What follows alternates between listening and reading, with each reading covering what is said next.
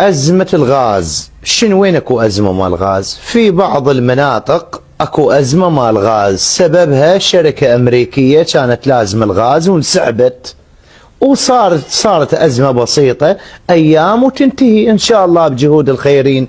بعد هذول أبناء الرفيقات والبعض من أبناء البعثية جاي يروجون، شوفوا غاز ماكو، شوفوا المرجعية، شوفوا الدين، كأنما الغاز يم الشيعة بس، وإحنا الشيعة اللي قطعت الغاز. عمي كافي. وأتمنى من أبنائنا لا يصدقون هاي الأخبار، هاي الحرب النفسية والحرب مال الإعلام الأصفر. أزمة بسيطة في كل البلدان تصير، حتى في البلدان المتقدمة هم تصير وتنتهي. هذا كل ما هنالك، انتهى الأمر. ترى القهر والضيم مو يجيك من الأزمة نفسها، لا، من هذا وأمثاله. انتوا وين عايشين؟ صدق والله وين عايشين؟ وين؟ ماكو أزمة غاز، زين ايش دخل الرفاق وأبناء الرفيقات ومدري شنو؟ ايش دخل القضية بالمسألة؟ يعني احنا يوميا نسوي لنا شماعة نعلق عليها أخطاء الحكومات المتتالية المتوالية.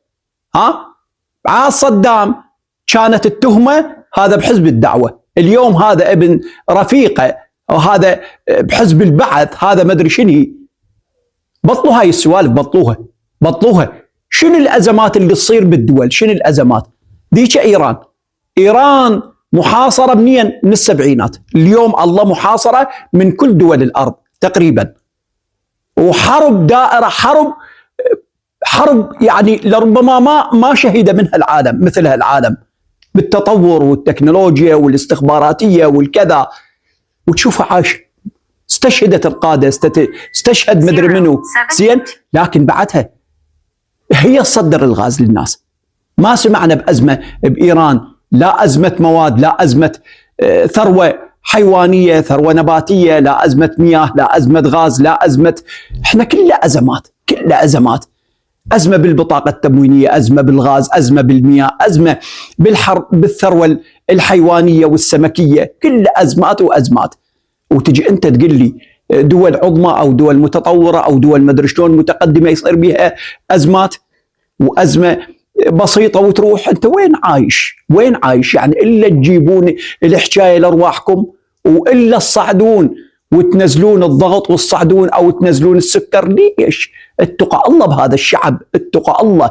ما بيكم خير تحكون حكاية للمجتمع تنفع المجتمع، اسكت. الرسول يقول اسكت، إما أن تقول خيرا أو انطمر، اسكت، لا تجيب الحكاية لنفسك. ترى فرق بين الشهرة والشهيرة، فرقوا بين الشهرة والشهيرة. لا تشهر روحك بهاي السوالف، عيب وخزي، وباكر تتحاسب أمام الله.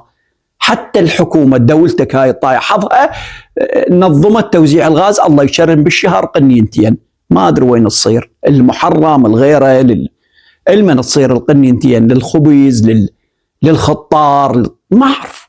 أنت وحكومتك يبقى حكومة للدافع عنها، ونحن حسبنا الله ونعم الوكيل. إي والله.